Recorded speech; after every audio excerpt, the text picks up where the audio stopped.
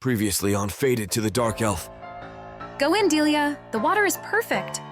Someone could catch me naked. I'm glad that we finally have the chance to spend some time alone, Delia. Do you have people you can trust, Thorne? Before long, you'll be more powerful than even the Dark Elves. I didn't know someone else was out here. I'm sure your first night together was more of a chore than a pleasant experience. Master Thorne will see you now.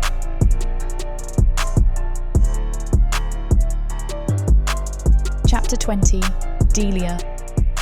Who goes there? He barks. I feel an immediate sense of regret. Whatever prompted me to come bother him at this late hour?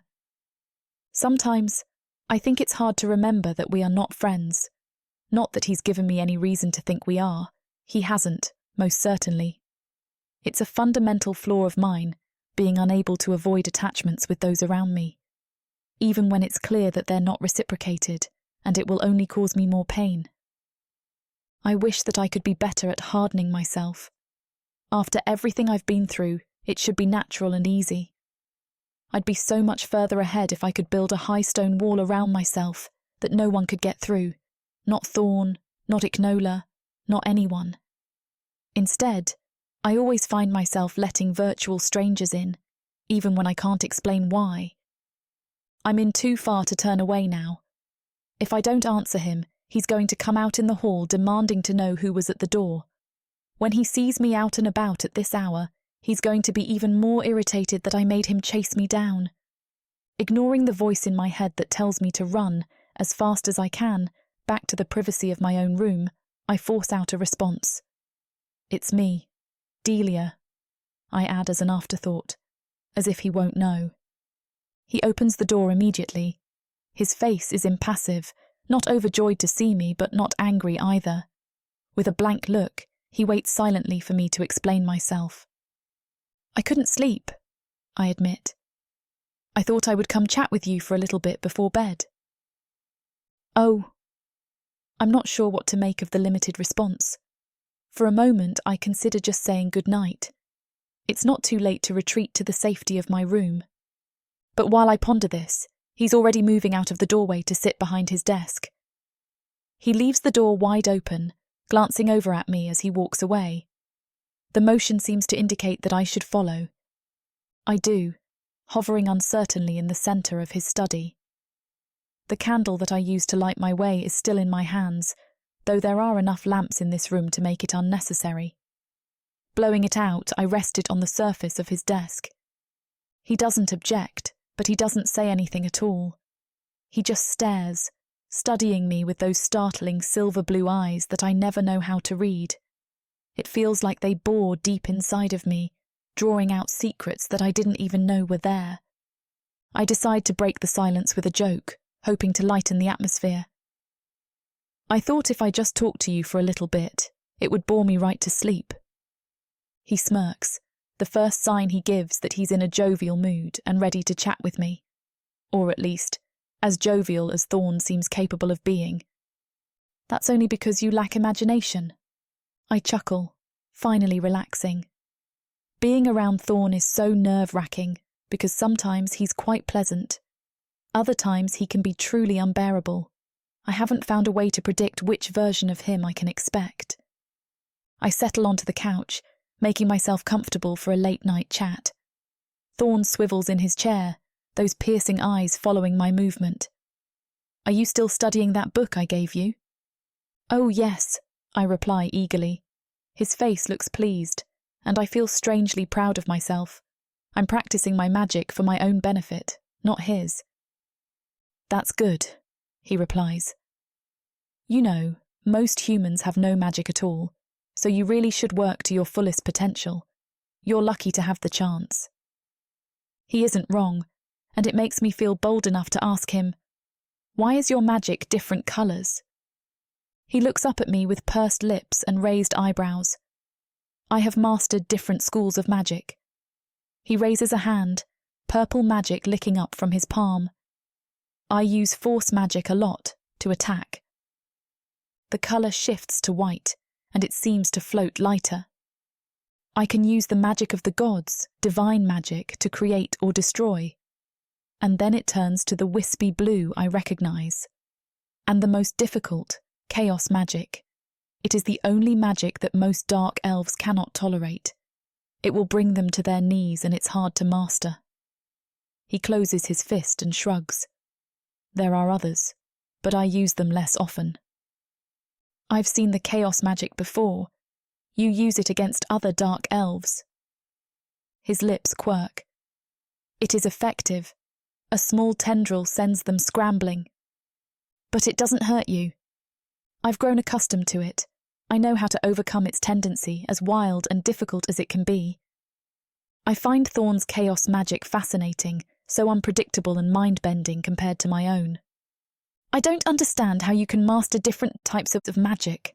I gasp in awe. I thought you had it, or you don't. He clucks his tongue. No, there are different skills with different schools, each pulled from a source of magic. Starting a fire or changing one's appearance is no different in the practice, just in the source. I balk. You can change your appearance. For a second, his face wavers, and Analu's features replace his. I gasp, eyes widening, and he chuckles as it shifts back. That is nothing like a fire. It can be, once you know how to summon it. Maybe I'll have to learn how, I murmur. Silence laps over us, and after a moment he clears his throat. How have you been enjoying the manor? Warmth spreads through my chest as he says it. I know you've made some friends with Analu and Ignola. There's something in his tone that I can't quite make out. I can hear in his voice that it's like there's a follow-up question he doesn't say out loud. Something about the way he won't come out and say what information he's digging for puts me on edge. Or maybe it's just the mention of Ignola at all. Even if Thorne and I are not in love, I don't want to cross the boundaries of our marriage. Whether it's all an act or not, the marriage itself is still very much real. Letting myself grow too close to Ignola is too messy and can throw everything off. But I have to remind myself of that all the time, because something takes hold of me when I'm around Ignola. And I don't quite feel like myself. Ignola has never made a move, however. Maybe the attraction and chemistry between us is all in my own head. Maybe I've invented all of it. The looks, the spark, the way his face lights up when he sees me. Maybe it's all an illusion, just me trying to make myself feel important because I know Thorne doesn't want me like that. Which is another thing I really don't understand. In any case, Thorne is looking at me expectantly, waiting for an answer. I stand up from the couch, stretching my legs. Ignola is a good friend, I reply carefully. He's helping me adjust to my new life here, and I am very grateful. Is Thorne's non-committal reply. I pace around the room as if trying to outrun my disjointed and confusing thoughts on Ignola. There are papers scattered all over Thorne's desk. I've ignored them till now, but I desperately want to change the subject and focus on something else. So I stop pacing, instead steering myself toward the desk. Did I interrupt your work? I comment. You look like you've been busy. Thorne straightens too quickly and begins to shuffle the papers. Instantly, I can tell that he is up to something. He begins to shove things away into his desk, out of my sight. He tries to act casual, as if he's just cleaning up, but I know that he's hiding something. Oh, it's nothing, he replies, trying to sound nonchalant. Nothing serious.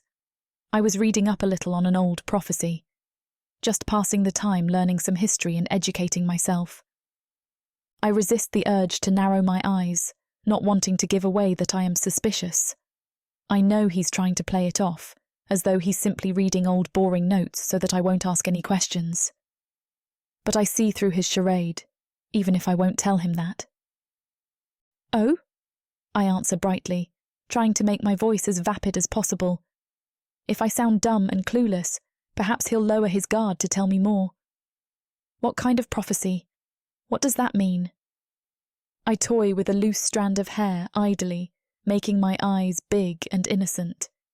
He doesn't take the bait. Nothing, he replies hastily. It's just an old prophecy from a long time ago. that two people will bring a new age to Prathika someday, with the help of the gods. I can tell that there's more he isn't saying, but even the part that he's revealed is enough to catch my attention. It's certainly a bizarre prediction, enough to make me very curious about what the rest could be. What do you mean?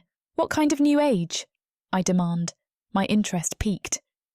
He picks up my candle, turning away to light it off one of the lamps behind him. Oh, it doesn't matter, he replies easily, passing the now lit candle back. It glows warmly in my hands. Before I know it, he's got his arm around my shoulder, walking me to the door. It's just one of those old legends, the ramblings of some elf a few hundred years ago who probably had a brain fever and no one knew it. It's late. We should both be in bed. I turn in the doorway, staring at him in surprise. My mouth hangs open slightly, already prepared to argue. But then the look on his face makes me think better of it. He's trying to look casual and indifferent, but there's a steeliness in his gaze, as if he's daring me to challenge him. It's clear that he's hiding something. If he's so determined to keep his secrets, though, the best course of action is to let him believe that they are safe. Otherwise, he'll only bury them deeper. So I'll hide my shovel, and I'll dig them up later when he isn't looking. Even with that resolved, it's very hard for me to turn off my curiosity. It takes everything in my power to force a smile and nod, politely telling him good night. When I leave his study, I don't go straight to bed. Instead, I make my way to Anulu's chamber. She's already in bed for the night, but I gently shake her shoulders, not wanting to wait another second. I had to conceal my intrigue from Thorne, but if I hold it in any longer, I might burst in the middle of the night. What? She murmurs sleepily. Do you like adventures? I reply mysteriously, my voice bubbling with excitement. She sits up, rubbing her eyes, but her face is already brightening. She smiles a little, a curious glint in her eyes. An adventure, she echoes with interest. I need a favour. That is, if you're up for the challenge. Chapter 21. Thorne, try the fish, I urge Delia. It's made with a rare spice that most enraged do not ever taste. It comes from Convu.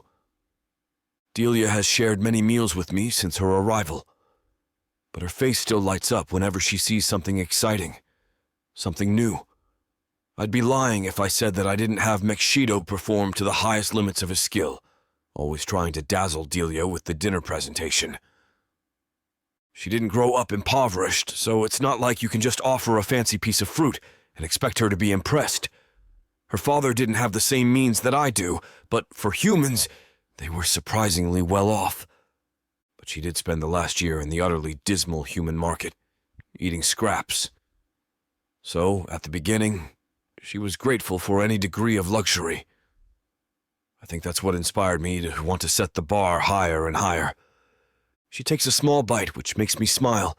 Her face betrays her eagerness, but she still strives to look ladylike and demure. Someday I'll find the food that makes her cast aside her self-control. She agrees daintily. It's delicious. She takes a slightly bigger bite, and I can tell she's barely resisting the urge to dig in. I wonder briefly why I spend so much time worrying about her meals. Maybe some small part of me cares about her comfort. I try to tell myself that it's only natural. I can't grow too attached to her, of course, since she's just a temporary means to an end. Eventually, I will be using her to fulfill the prophecy. So does it really matter how well she dines in the meantime? Why do I feel so giddy whenever she's impressed by a good meal? But at the same time, I suppose it's perfectly acceptable to want her to enjoy her time here. She may not understand how this is going to end for her, but it doesn't mean that I have to make her days all marked by suffering. Perhaps the special meals are just my attempt to assuage my own guilt. I try to ignore that thought, convincing myself that I have nothing to feel guilty for. One more month, and she will no longer be mine. It should push me to train her better. Instead, it fills me with dread. I can tell you're holding back, I tease, and she giggles but doesn't return the jab. I I can see that she's thinking hard, her jaw working, but her eyes are absent. Soon her eyes begin to narrow, and I can tell that she's scheming something. "Maybe when the new Prathika comes, everyone will eat like this," she remarks. I stiffen, already missing the easy banter that we shared just a moment ago. I should have known she wouldn't forget my reference to the prophecy so quickly. "Maybe," I agree noncommittally. I try to keep my voice light, concealing my tension. "That would certainly be a new world." "What exactly does the prophecy say?" she persists. "What does it matter?" I counter. "Do you truly have such an ego that you'd believe it involves you?" She looks as though she's been struck for a moment, and a sliver of guilt manages to lodge itself inside of me. But she quickly pushes the reaction aside. "No, of course not," she replies. "I just think it's fascinating. I suppose when you've lived the life that I have, a new world is more enticing." I laugh. "You're not the only one who is enticed by the prospect," I remind her. Delia leans forward across the table, taking my words as some sort of truce. "So, what does it say?" I shake my head. "Oh, I don't remember exactly," I reply vaguely. "Something about how two people work together and bring us into a new age or something." "Well, after dinner, let's go get the scroll," she suggests. "I'd like to read it myself." "No," I refute quickly. Almost immediately, I realize my error and try to tamp down my reaction. It's very complex, and the language is unfamiliar to most. You wouldn't understand it anyway. Her face hardens and her eyes grow cold. "You mean, as a woman?" "I meant what I said," I snap back, not appreciating the way that she's assumed to know my thoughts. I've hardly been cruel to her, and it's most unfair that she assumes I have some sort of grudge against her because of her birth station. While she's correct that it's a common viewpoint, it's not mine. I can see her nostrils flare, not willing to back down. "You may think I'm just a human or a woman, and perhaps less capable than you. But just because you were born into a wealthy family and the luck of the draw doesn't make you better than me." Her words sting, reminding me of how my own parents belittled me. She doesn't know, of course, the way that what she says would affect me. Inwardly, I can almost hear their voices berating me for never rising to their high standards, for being a failure to their bloodline. "Please elucidate," I return icily. "Explain to me your proof of your superiority, since I am just a wealthy playboy born into money who knows nothing." She clucks her tongue, looking annoyed.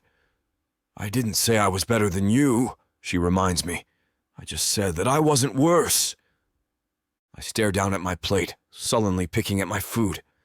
Sensing that I have no intention of responding, she continues. "I may be a human woman, but you've seen my magic. Does everyone have that ability? The fact that I've learned it all, much less as fast as I have, should be enough for you to at least respect my unique capabilities. I will not be talked down to as though I am the same as everyone else, because I am not. If you will not temper the conversation to me, personally, you need not address me at all." I look up from my plate, genuinely caught by surprise by how firm she is. Though she's angry, she keeps her point simple and inarguable. She doesn't lose her head, nor does she surrender. She's absolutely correct, in that she is not the same as everyone else. I've never met anyone like her at all, elf or human. To be honest, I'm rather impressed by her fortitude, though I'd never tell her so. Delia is a creature deserving of great admiration, and it's almost a shame that seeing her full potential will only come when I strike her down to recognize my own. Necessary, but unfortunate. "You're right," I agree. I pick up the basket of dinner rolls, offering her one in lieu of a true apology. "You do not deserve to be talked down to. I will do better to acknowledge you in the tone that you deserve." She stares at me wary. I can tell that she's trying to evaluate my sincerity. Whatever she sees on my face must be enough to convince her, because she warms after a moment, taking a roll. "Thank you," she replies. There's still a hint of agitation, obvious in the way she clips her words, but she forces a smile as if to offset it. I know that she'll be over it soon. Delia has a remarkably optimistic and sunny personality, despite everything that she has been through. Even when I annoy her, she never seems to hold a grudge against me for long. It's only fair, because she can be quite annoying to live with as well. I try not to rub it in her face either, but I found her less annoying lately. I suppose I've had some time to adjust to her quirks and habits, and now they're often almost a pleasant change from the monotony that used to color every day here. I don't answer her again right away, turning my attention back to my nearly empty plate.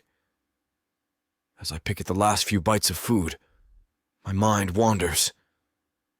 I wonder what it would have been like if I could have handled my father's hateful comments with the backbone that Delia just showed.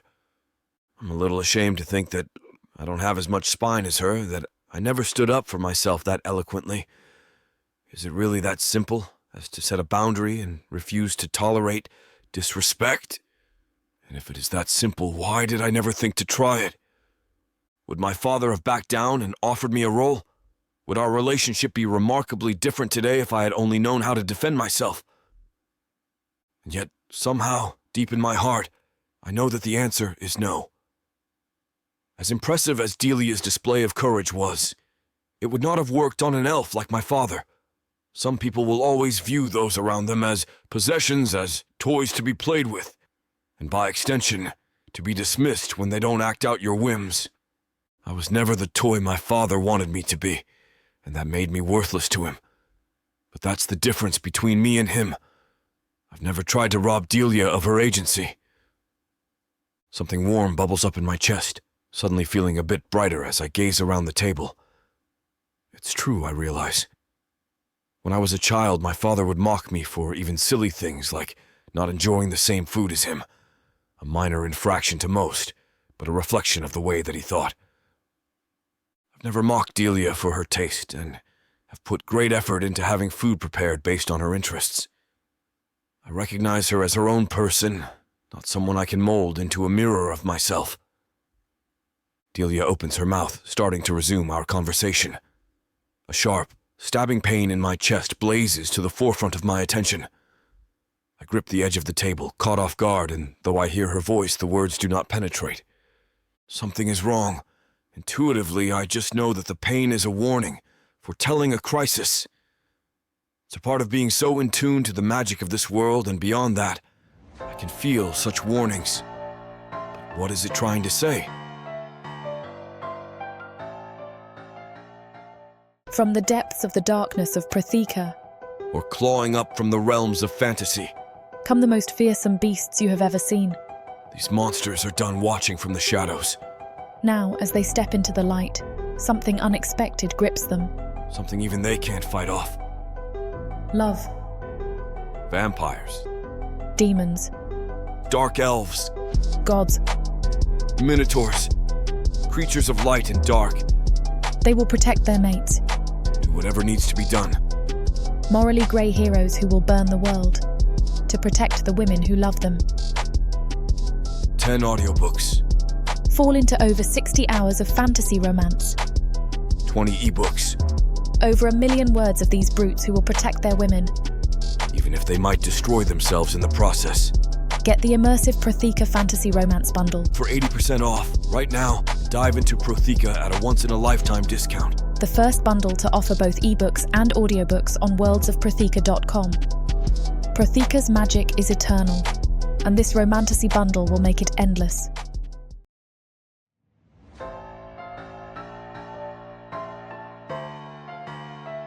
Chapter 22.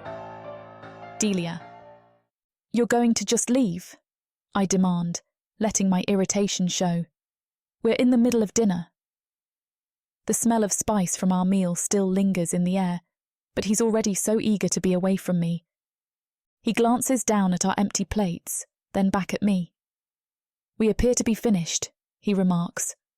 The candles on the table flicker, as if agreeing with him. I have other engagements. Then do them later, I snap. We were having a conversation. His eyes widen, looking surprised by my tone. I'm a little surprised myself, to be honest. Though I'm aggravated that he's trying to walk away without answering my questions satisfactorily, it's not unexpected. I knew he would. That's why I recruited Analu to find out about the prophecy behind his back. but my curiosity refuses to let me wait patiently. Deep down, I also know that there's something more bothering me than the cryptic prophecy he won't explain. It's not that he won't answer my questions, as much as the way he never answers my questions. He's my husband, yet he never seems that interested in even the simplest conversation. The only thing that gets his attention is when we talk about my magical powers. At first, his interest was nice. It's something I've hidden about myself, my whole life. To have someone see it as an asset and not a curse made me feel special. I just wish he would take the same interest in the rest of me. Ignola talks to me like I am a complete person. He asks about my thoughts and feelings and likes, and he treats every word out of my mouth as something precious. Perhaps it should be obvious then that Ignola is the better pick. Maybe I should just stop trying to win Thorne's affections.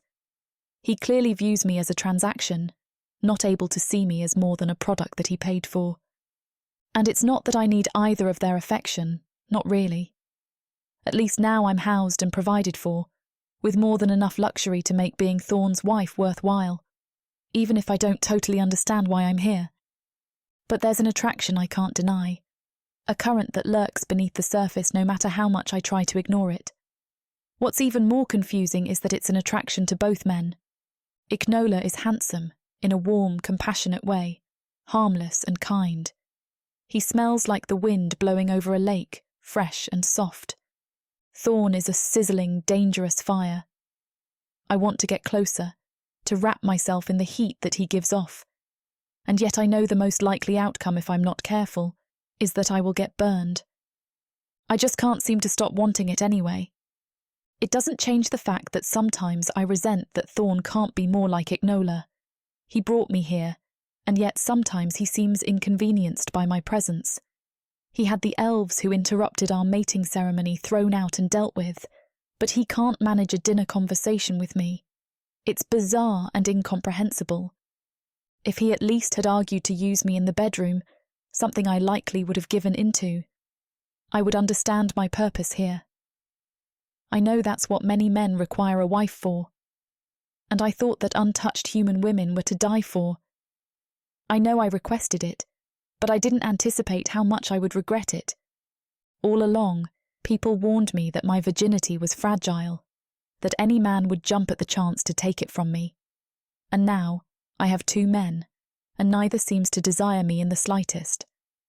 I'm starting to think there must be something wrong with me. I used to think it was the magic that scared everyone away, but Thorne likes that part of me. It's the only part he likes. So, I guess it's just something wrong with me. Thorne sits back down in his seat at my rebuke, but there's a dark scowl on his face, clearly not appreciating being told what to do. I can't help but feel a little prick at my already fragile confidence, wondering if this is why no one wants me. I'm too bossy, too demanding, just all around too much. Why don't you have any interest in me physically? I ask abruptly, switching gears. It's the more pressing question in my mind now. During our wedding, you couldn't keep your hands off of me. In the water, you held me like you wanted me. Now, you keep me at a distance. The glare slides off his face, replaced by a steely stare. Then he starts to chuckle, but it sounds more mocking than amused.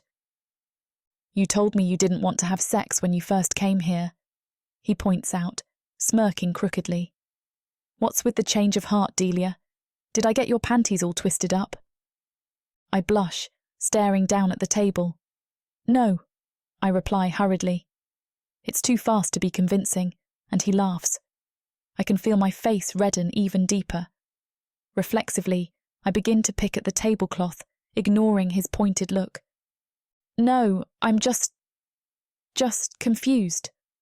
I just want to understand what's going on here, that's all. You said we could help each other, but I don't understand what you're getting out of this. And it's not because I'm attracted to you, because I'm not. I insist, my voice sharp.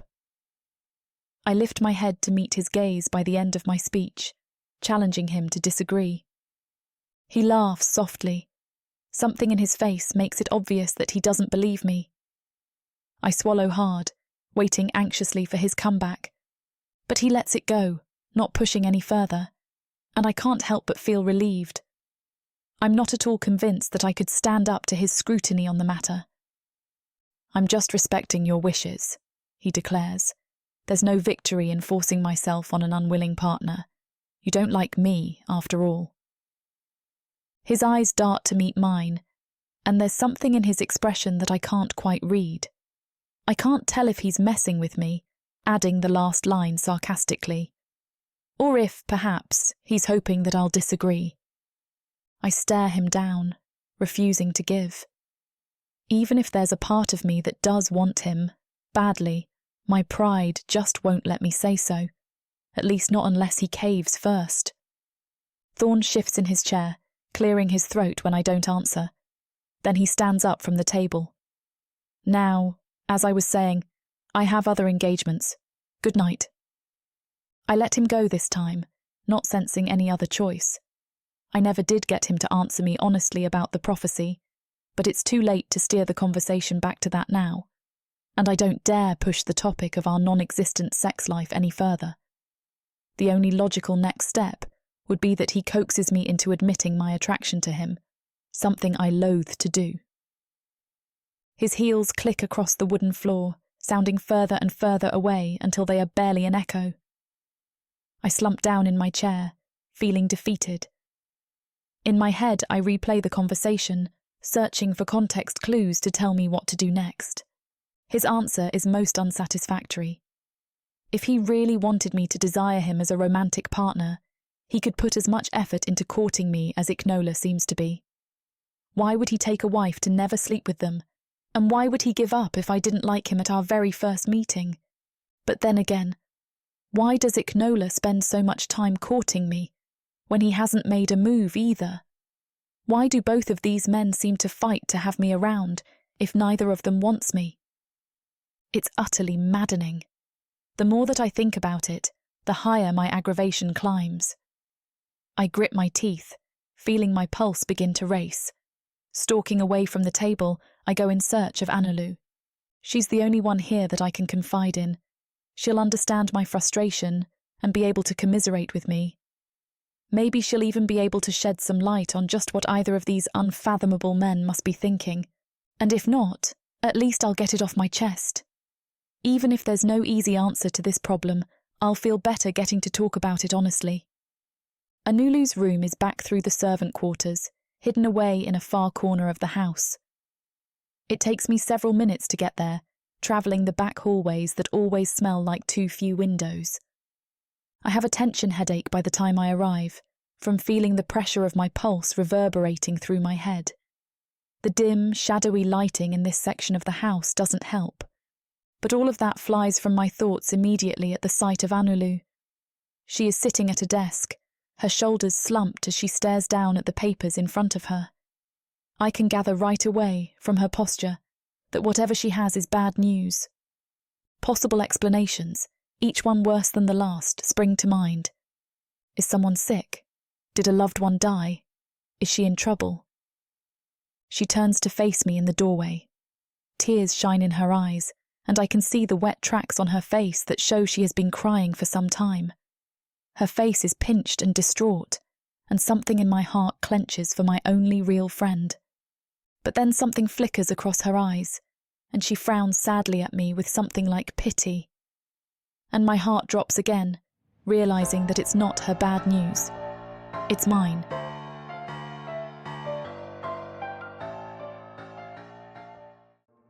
There isn't much left of the world after the orcs came. Savage. Brutal. Merciless. If you're a woman, you're property. Even to other humans. What happens when an orc stakes his claim on a human woman? Who would dare to stop him? Me.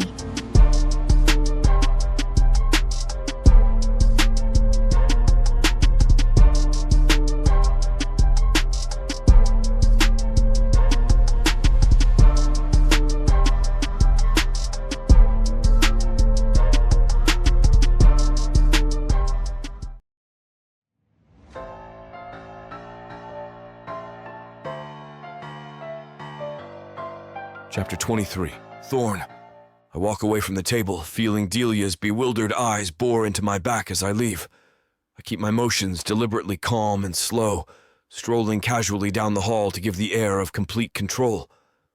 After her outburst, I long to lunge across the table, to bend her over it, and show her who was really the boss here. I may give her respect and freedom. I may carve out time to spend with her, but I still have every intention of controlling her. And I desperately want to do that in more ways than one.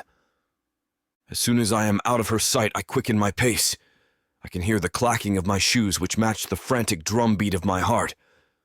Something is wrong here. I have to clear the images of Delia, bare from the waist down, with reddened cheeks and wild hair because of me, from my mind. I don't know exactly what is wrong, but that stabbing, clenching sensation I felt in my chest at dinner can't be ignored. Something has happened. If I hadn't been with Delia, I would have assumed she was snooping through my personal things. She's so nosy about the prophecy that I knew it was only a matter of time. But she was too busy accusing me of, well, what I don't exactly know. Being too thoughtful and considerate, I suppose. It's a bit ironic, really, for a man to fall under scrutiny for not taking advantage of a beautiful woman who can't escape him. Yet here we are. By the time I get to my study, I am short of breath from hurrying so fast. Leave. I dismiss the two Zagfer outside and bang open the heavy wooden doors, my eyes darting around. In my gut, I still believed that it was someone going through my scrolls, trying to learn more about the prophecy. It's the most valuable secret that I have, after all. The study is empty. I pause to catch my breath, looking around with scrutiny. There's clearly no one here, and no obvious signs that anyone was ever here. It smells like leather and old paper, the same as always. Show yourself, I murmur as my magic pulses out, weaving through the office before they die out. No signs of a magic signature in the air register, only confirming now On has been here. I should be relieved, but there's a sense of unease that has lodged into my chest. Now I have no obvious explanation for that pain at dinner. A lesser elf might wonder if his instincts were wrong, but mine never are. Something happened at dinner, and I'm no closer to knowing what. Though I'm pleased Delia hasn't uncovered anything regarding the prophecy, I can't help but feel a little nervous, knowing that something unexpected is going to blindside me any minute. Still, I decide it's best to deal with one problem at a time. This served as a warning of what a close call I nearly had. I knew that Delia was sniffing about, trying to dig up information. I can't let myself be complacent. She's rather smart for a human. I take my time to rearrange my things, making sure that everything is hidden from her sight in a place she'll never find it. I scoop up the scrolls, paper rustling in my hands, and carry them to a sideboard on the far side of the room. No one would think to look here instead of my desk. It's covered in little decorations and seems utterly frivolous, which is why I have it. Not only does it avoid drawing suspicion, but the drawers have false bottoms that make them the perfect place to store my most private items. I slide one of the drawers open, removing the thin rectangle of wood. I fill the gap with my papers and recover them. Then I set up little traps around my desk and the rest of the study. Nothing major, just distinct markers that will make it obvious if anyone tries to pry. I rub a little ink across the handles of my desk, which will obviously smudge if anyone touches them.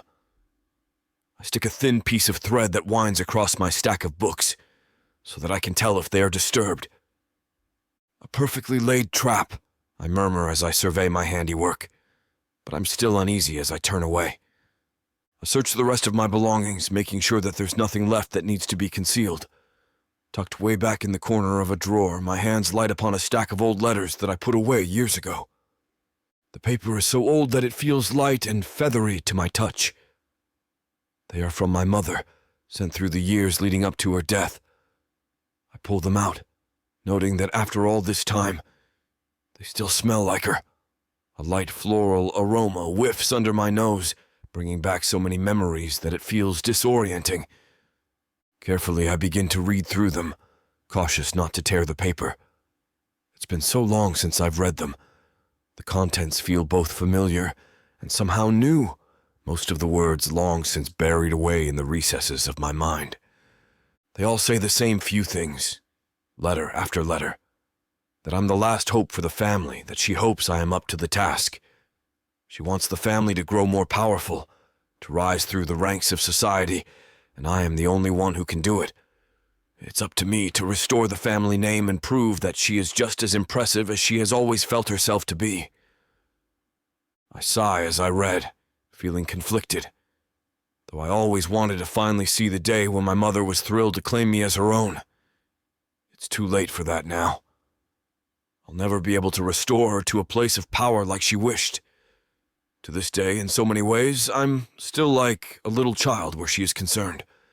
I'd do anything if it would have made her happy.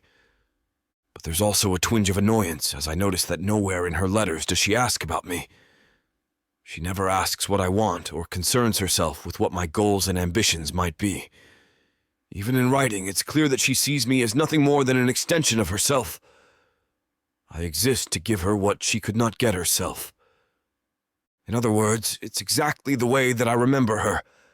Still, I can't help a desire to please her. Even now. I wonder if she would be happy with my choices. Would she finally be satisfied and proud, the way she never could be in life? My father doesn't give a damn what I do.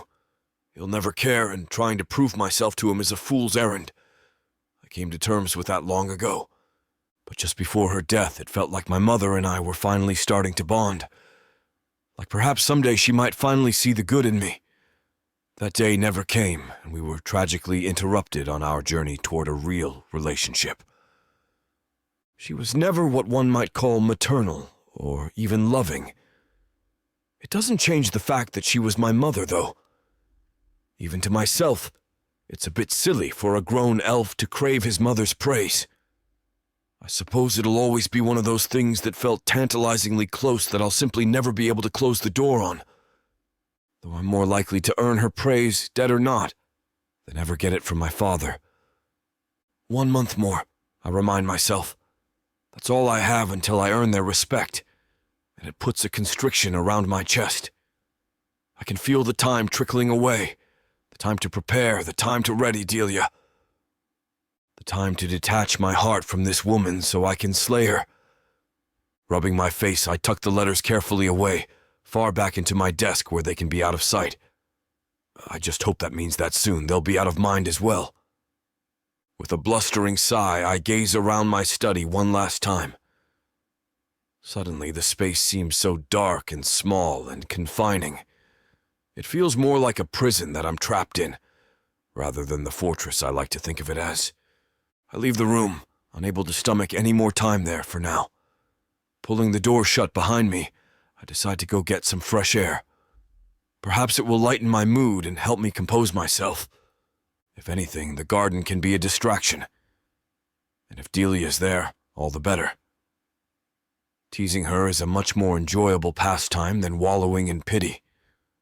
I meander through the corridors, making my way toward the garden exit. After dinner, there's little activity in the house. Any visitors have long since left, and even the staff generally retires to the quarters unless they are needed. My mood remains dark, and I'm a bit grateful that I don't have to run into anyone on my way outside. Not that I particularly care if I lash out at the staff, but still, it's just easier not to have to deal with them.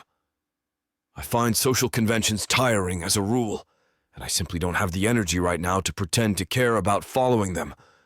That's why it catches my eye when I see a light glowing from the end of a long corridor as I walk past. The rest of the manor house is quiet, giving off an almost abandoned feeling. The light is the first sign of life anywhere. And it's in a spot of the house where I rarely see anyone, though I do know the servants' quarters are in this area. I'm instantly intrigued, finding it most curious. Quietly creeping toward the source, I hold my breath anxiously, not sure what I'm about to find. At least until I hear Delia's voice. "What are you doing here?" I ask out loud.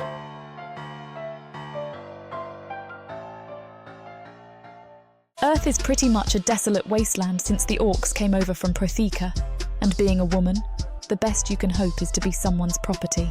Now, after my curvy body catches Korthar's eye, he'll claim me, and I'll serve him, in any way he pleases. You're mine now. Listen to this story and more when you get the complete Orc Warriors of Protheka audiobook and ebook bundle. 40 books, 19 audiobooks, 19 ebooks. You even get 1 free novella and 1 free audiobook.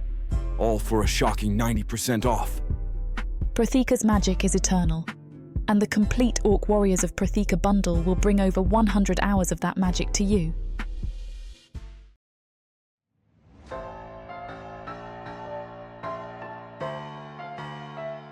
Chapter 24. Delia. My father's faded handwriting is unmistakable as I accept the bundle of letters from Anulu, who's shifting nervously on her feet beside me as I stare down at them. Delia, I'm so sorry, she says, her voice still thick with tears. I can't force my eyes to move past the first word on the page. Icy shock has frozen me to the spot, and the page of the open letter trembles in my grip. Cyrus. My father knew Cyrus. Not just knew of him, or knew in passing, but knew him well enough that I'm now holding at least a dozen letters, all written by my father, and all addressed to Cyrus, Thorne's father. Did he know? Did Thorne know me when he saw me at the market? Is this why he bought me? Confusion and panic flip in my stomach, shattering my paralysed state, and my eyes finally begin to move across the paper, drinking in every word between Cyrus and my father. I didn't know what to do when I found them, Anulu continues as I read, tears welling in my eyes with every passing word on the page. I know you wanted the prophecy scrolls from Thorne's office, but when I got there, he had guards posted outside. I had no idea how I was going to get in, not without raising suspicion, but I figured that Cyrus's office would probably have some sort of information on the prophecy that could be helpful. Anulu's voice fades into the background as she clamours to try and offer an explanation, everything else fading out with it as I find my own name scrawled across the page. I read and reread the letter over and over again, my mind numbing. Everything else in my mind is crowded out by the 4 lines of handwriting that I can't tear my eyes from. My head spins, the words on the page blurring as tears begin to fall over my cheeks. I flip through the rest of the letters frantically, trying to make sense of what I'm reading, the rest of the world crashing back in. Delia, please talk to me, Anulu pleads from beside me, drawing my attention away from the letters in my hands. The agony on her face is a shadow of my own, her teary eyes wide as she reaches forward to grasp my hand. I saw your name, and I just started reading. I had no idea about any of this, Anulu tells me beseechingly. I thought you'd want to know, but I can't bear to hurt you this way. I do want to know. My emotionless voice sounds distant even to my own ears, as if I'm listening to myself speak from another room. Anulu's face is lined with worry, and a part of me is glad that I have her, that I'm not alone in this. I suppose it doesn't matter, though. Alone or not, the information would still be the same. What does all of it mean?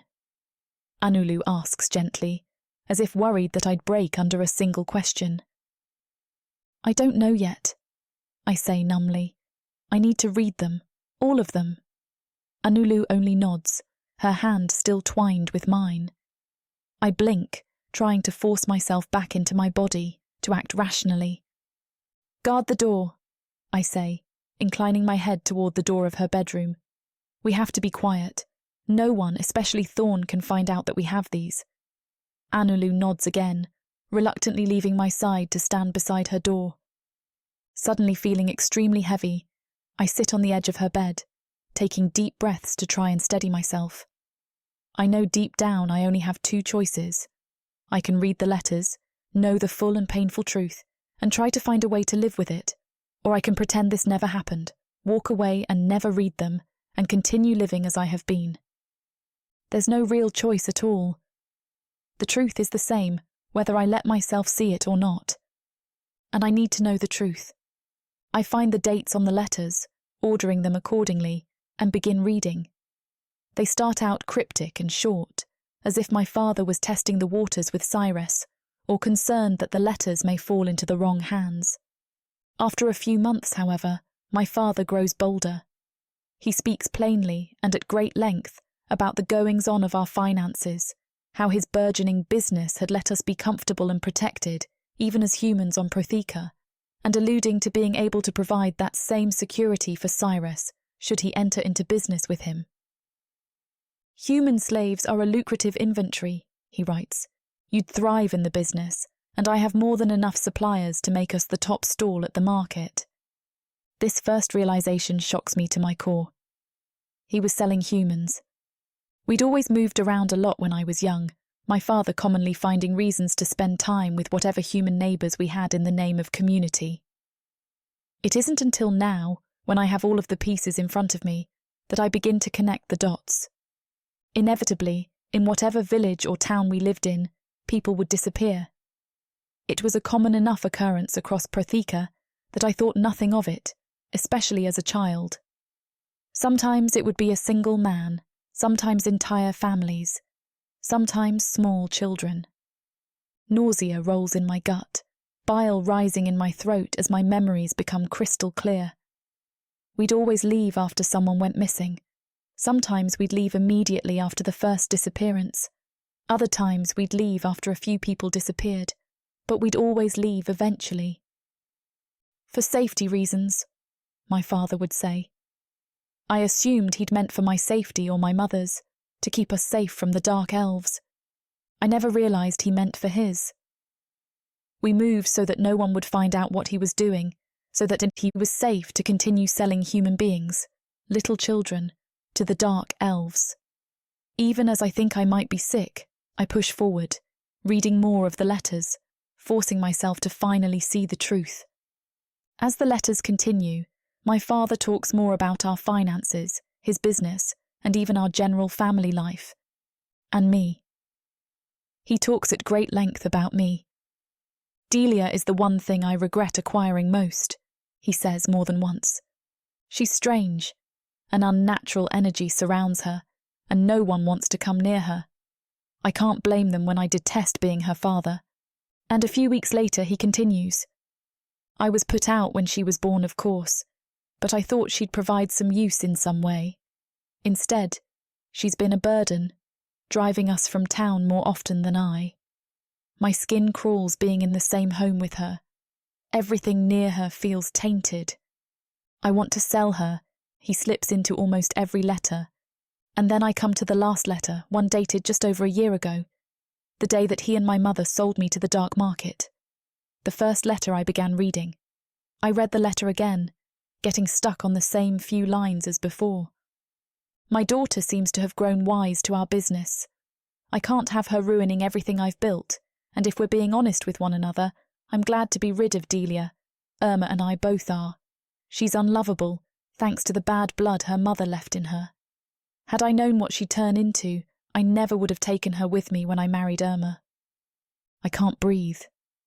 My chest caves in as I read the passage again and again, my heart beating wildly as I grapple with the lines on the page, trying to find a way to unpack everything those 4 lines disclose. I loved my father, more than anything in the world.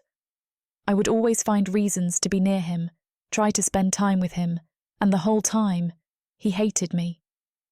He never loved me at all. He despised me, was glad to sell me. Something clicks into place in my mind, and my body seizes so suddenly that I nearly crumple the letter in my hand. The day that I was taken, sold by my parents, my father had found me in his study.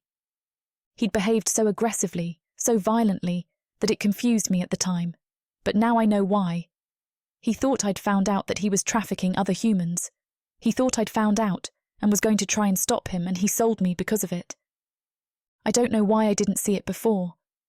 My parents did nothing when the dark elves came for me. I'd foolishly assumed it was because they were afraid, that they thought there was nothing that they could do. I'd thought that maybe it was all some big mistake, or they sold me because they were forced to. But it was all because they didn't want me. all because my father's business, his disgusting, evil business, might be threatened. My mother knew. She knew about all of it, and she never tried to stop him. They're traitors, not just to me, although that betrayal will be something I never fully heal from, but they're traitors to our kind, to all humans. They sold people, sold children, Zrania, to be hurt and killed for sport. All of this whirls through my head at lightning speed, threatening to overwhelm me entirely, but the last part of the passage continues to echo in my mind, even over the din of my previous realizations. She's unlovable, thanks to the bad blood her mother left in her. Had I known what she'd turn into, I never would have taken her with me when I married Irma. It feels nonsensical as I stare down at it.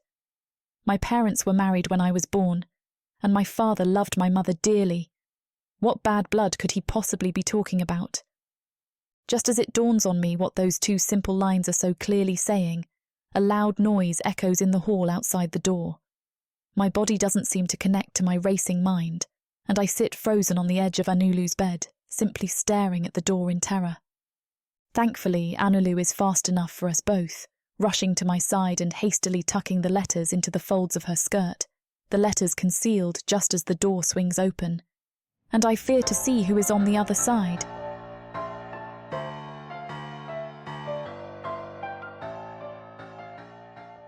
Prothika is a dark and dangerous world. My parents sold me to the dark market. I am the avatar of chaos, and nothing will stop me from fulfilling the prophecy. And the quest for godhood has made it even darker. Looks like you're the only one left. Take a step forward. Delia only seeks her freedom. A gilded cage is still a cage. But Thorne has something else in mind for her. It's her. She's the woman from the prophecy. My key to godhood. Will they be able to escape their fate? Get every episode from worldsofprothika.com right now. Get the series bundle and score a 70% discount. Prothika's magic is eternal, and this series is just the beginning.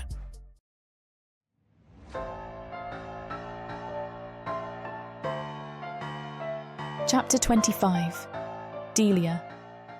My heart hammers wildly as Thorne's face appears around the edge of the door, and I force a silly, vapid smile to my face, sliding my hands beneath my thighs to hide their quaking. "What are you doing in here?" Thorne asks suspiciously, entering the room entirely and looking between the two of us. I open my mouth to answer, not entirely sure of what I'm going to say, before Anulu interrupts me. "We were just practicing," she tells Thorne, sneaking a glance at me.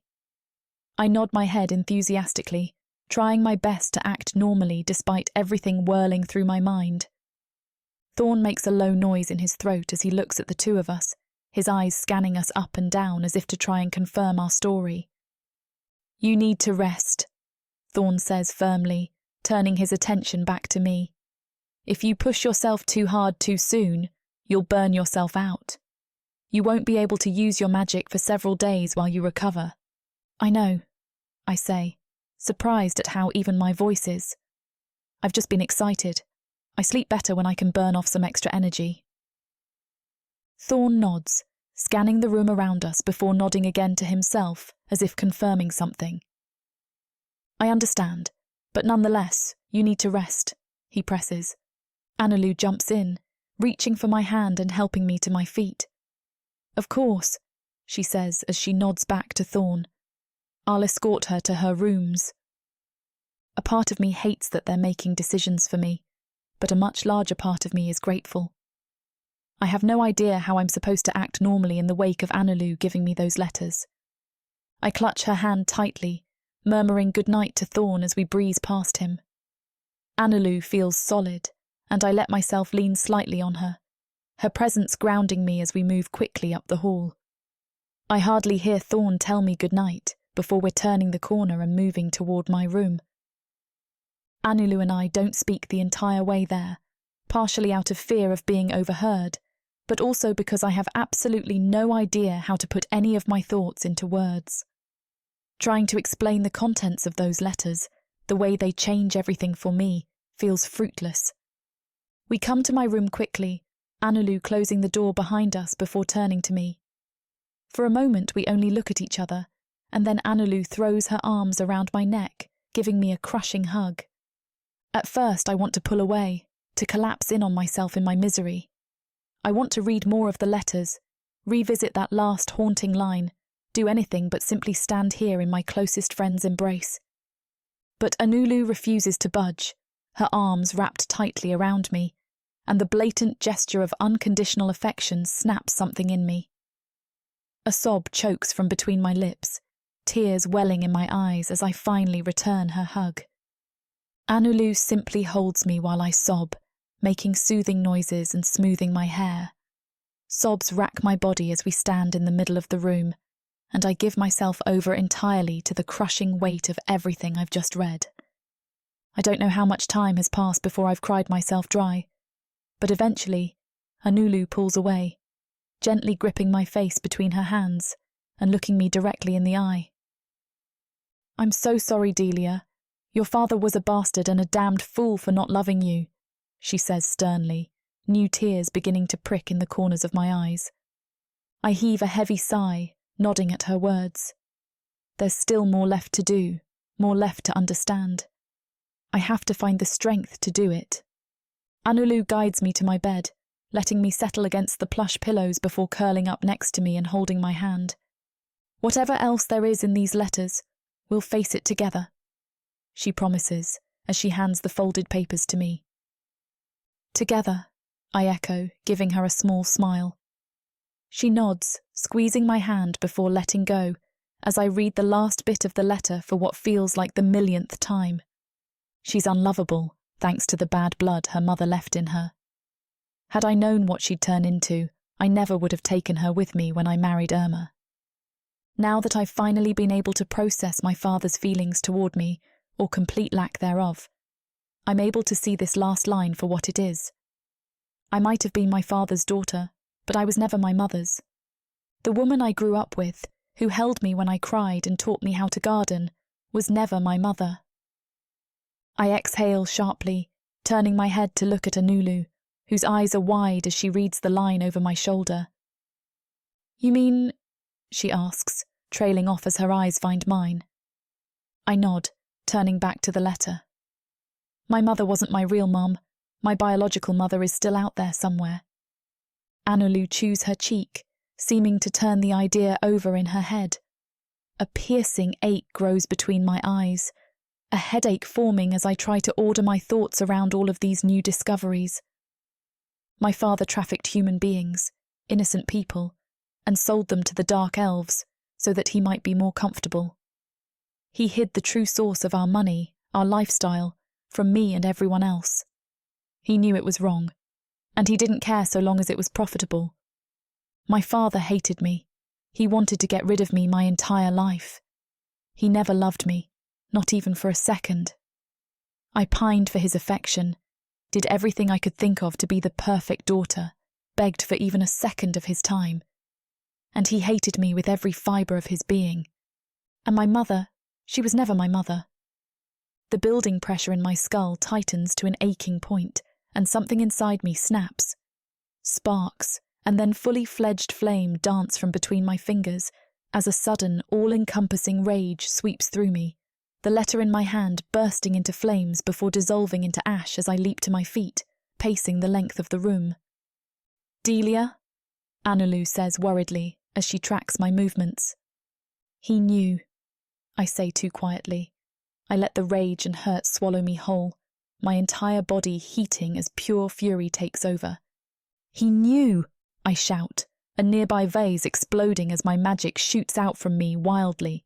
Anulu cries out, covering her head as debris flies across the room, but I'm too lost in hatred to care. "Delia, please, you have to calm down," Anulu says soothingly, though her voice shakes.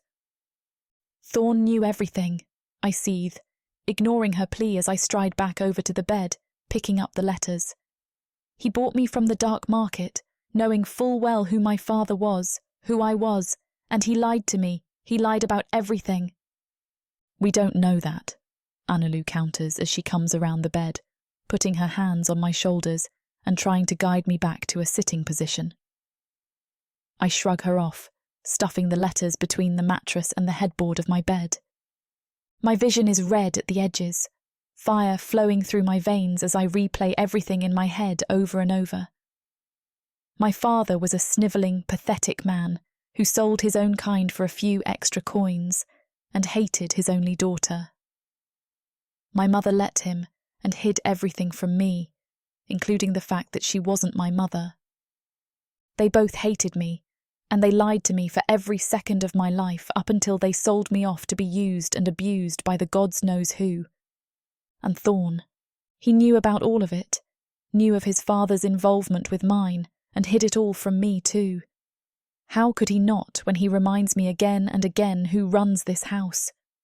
I would be foolish to believe he's blind to his father's dealings. Even after enduring the dark market, after having to know that I would never see my family again, and that I was completely at the mercy of a cruel and unforgiving planet, I still can't escape the lies. Delia, please just sit down. You need time to process this. Let it all sink in. Anulu begs. I laugh, the sound coming out harsh and humourless. Oh, it's sunk in all right, I spit back at her, stalking across the room to my wardrobe. I fling open the top drawer, digging through my underthings until my fingers brush across a piece of fabric that's rougher than the rest, hidden beneath the soft cottons and dainty laces. I pull the pouch from the back of the drawer, turning to face Anulu. Her eyes dart between me and the bag in my hands. What is that? She asks cautiously, as if trying to soothe a wild animal. A contingency plan, I tell her simply, as I begin digging through the main compartment of the wardrobe, withdrawing a dark-coloured tunic and pants. What are you doing? Anulu asks as she watches me change, more worry seeping into her voice. I ignore her, yanking on the trousers and tunic and trading my slippers for a worn pair of leather lace-up boots. Realising I'm not going to answer her question, Anulu crosses the room, grabbing my hand and forcing me to look at her. Delia, I really don't like this, she says softly. A part of me feels bad for worrying my friend and wants to soothe her, but that part is quickly swallowed up. I'm tired of being soft, of caring. It's what landed me here. I pull my hand from hers, shoving the pouch of coins into the pocket of my trousers before setting to work on the closest window, one that offers a stunning view of the gardens beyond. I glance over my shoulder at Anulu, who looks halfway between fainting or fleeing. Do you trust me? I ask her, my voice as hard as my heart feels. Oh, of course I do, Anulu says emphatically. Then follow me, I tell her. Then I throw open the window and dive out of it.